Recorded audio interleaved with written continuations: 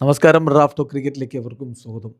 IPL ഇപ്പോഴും play off സാധ്യതകളുമായിട്ട് മുന്നോട്ട് പോയിക്കൊണ്ടിരിക്കുകയാണല്ലോ CSK. പക്ഷേ CSK പോലെ ഈ സീസണിൽ പരിക്ക് വലച്ച മറ്റൊരു ടീമുണ്ടോ? എന്തൊരവസ്ഥയാണിത്, വല്ലാത്തൊരവസ്ഥ.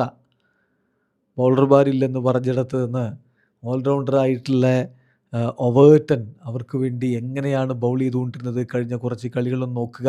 തീപ്പൊരി ബൗളിംഗ് ആയിരുന്നു. ആ ഒവേർട്ടനും പരിക്കേറ്റ് നാട്ടിലേക്ക് മടങ്ങുന്നു. ഖലീൽ അഹമ്മദ് മികച്ച രൂപത്തിൽ പന്തെറിഞ്ഞുകൊണ്ടിരിക്കവേ പരിക്കേറ്റ് റൂൾഡ് ഔട്ടായി.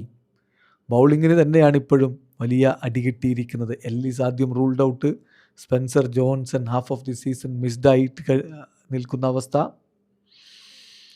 എന്താ പറയുക, വല്ലാത്ത അവസ്ഥ. നമുക്ക് ഓരോന്നോരോന്നായി നോക്കാം.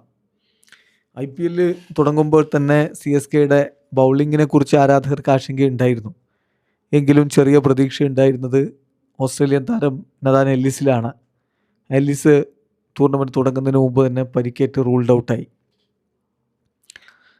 പിന്നെ അവരുടെ ബൗളിങ്ങിൽ കാര്യങ്ങൾ മികച്ച രൂപത്തിൽ ചെയ്തുകൊണ്ട് മുന്നോട്ട് കൊണ്ടുപോകാൻ ശ്രമിച്ച ഒരാൾ ഖലീൽ അഹമ്മദായിരുന്നു. അദ്ദേഹം പരിക്കേറ്റ് റൂൾഡ് ഔട്ടായി. ബാറ്റിങ്ങിൽ വെടിക്കെട്ട് പ്രകടനം നടത്തിക്കൊണ്ട് മുന്നോട്ട് പോയിക്കൊണ്ടിരിക്കുകയായിരുന്നു ആയുഷ് മാത്രേ. പരിക്കേറ്റ് റൂൾഡ് ഔട്ടായി. രാമകൃഷ്ണ ഘോഷ് ഒറ്റക്കളി മാത്രമാണ് പയ്യനെ കളിക്കാൻ പറ്റിയത്. ഇംപ്രസീവായിട്ടുള്ള പെർഫോമൻസ് നടത്തുകയും ചെയ്തു. പക്ഷേ പരിക്കേറ്റ് റൂൾഡ് ഔട്ടായി. ധോണിയുടെ കാര്യത്തിൽ Dhoni hasn't played a single game sofa.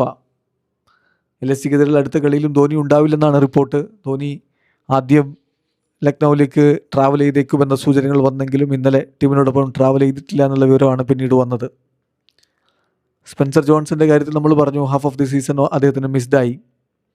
Dewald ബ്രവീസ് തുടക്കത്തിലെ 3 മത്സരങ്ങൾ മിസ്സായിരുന്നു.